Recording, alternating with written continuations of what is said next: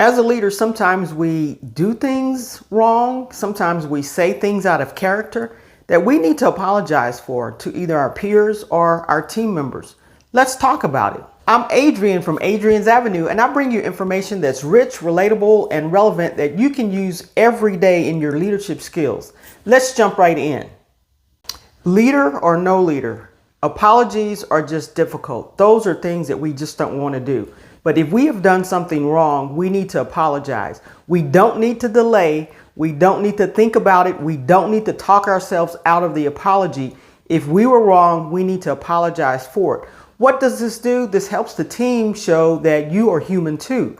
They're human, you're human. They make mistakes, you make mistakes. Also, this sets you as an example to them that apologies are okay. If you do something wrong, you should apologize for it. We're going to cover 3 simple steps that you can use for an effective apology at work to your team members or your peers. When you have done something wrong, it does not have to be long and drawn out. Just simple steps to get it done and make it effective so that they can understand where you're coming from. The first step is simply being remorseful. Say I'm sorry. Say I apologize. You should feel bad for something that you've done to someone, to hurt them, to do something that may be not justified. But tell them that you feel bad about it and that you're sorry and you apologize. Step number 1.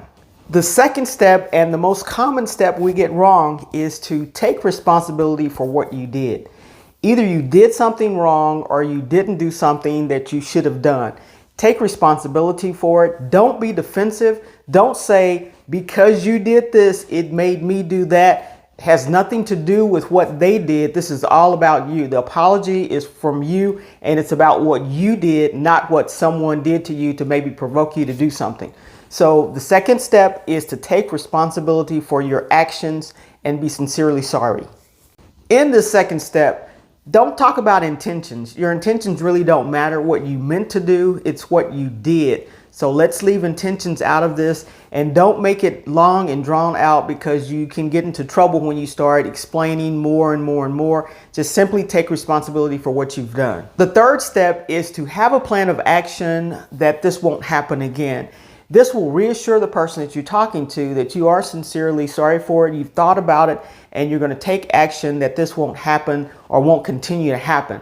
This is very, very important, because once you apologize for something, it should not continue to happen again and again and again. You need to take corrective actions to keep it from happening. This will also give them the example that once they do something that they need to take corrective action, it will reinforce what you're teaching your team to do. During this third step, you can also talk about things that you've learned from this incident, things that you can do better in the future. It will help you in working with your folks. It'll help you become a better person, because you've now learned something from something that you've done that was incorrect or something that you didn't do. And now you can move on to be a better manager, to be a better peer to the folks working with you.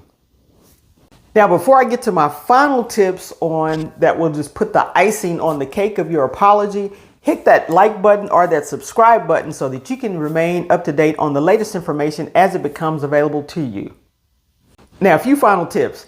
The one thing that you want to do is to make the meeting in person if at all possible. I know we live in a virtual world, and it would be tempting to just type out an email of apology to an employee or a peer, but it's best to get some screen time, to get some one-on-one time, some face-to-face time with the person, so that you can see their expressions and they can see yours. They can see the sincerity, not only hear it in your voice, but they can see it in your face and your expressions that you're making.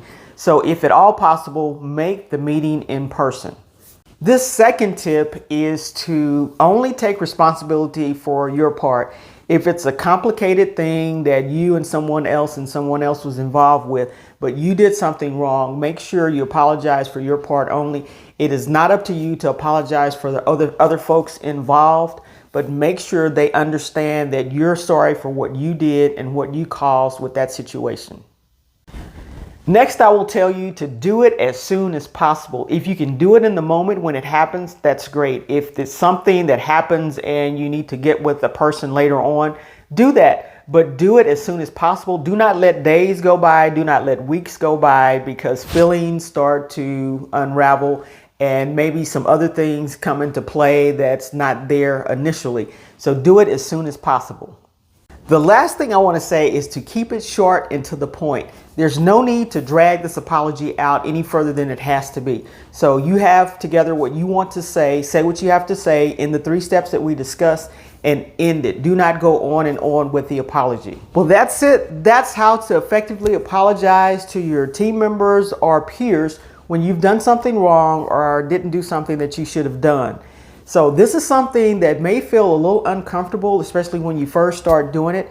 And it should, because it's something that you don't do on a daily basis. It's not a part of your regular job assignment.